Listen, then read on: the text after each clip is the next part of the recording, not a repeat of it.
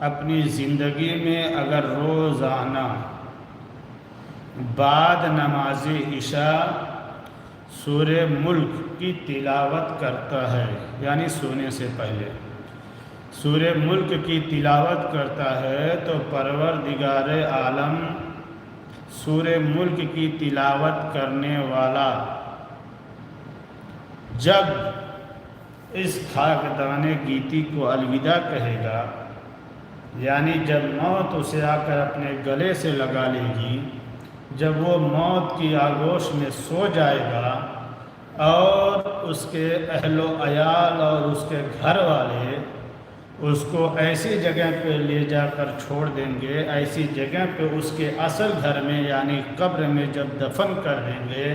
دفن کرنے کے بعد جب واپس چلے آئیں گے اور وہ انسان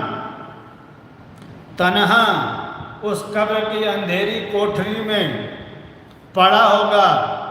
جہاں اس کا کوئی پرسان حال نہیں ہوگا، جہاں پہ اس کی کوئی مدد کرنے والا نہیں ہوگا، ایسے وقت میں حدیث پاک میں آتا ہے کہ اگر سورہ ملک پڑھنے والا آدمی اگر وہ اپنی زندگی میں روزانہ ایک بار سورہ ملک کی تلاوت کرتا ہے تو اس قبر کی اندھیری کوٹھری میں سورہ ملک اپنے پڑھنے والے کو اس کے عذاب قبر سے اس کی حفاظت کرتی ہے اور رب کی بارگاہ میں دعا کرتی ہے، رب کی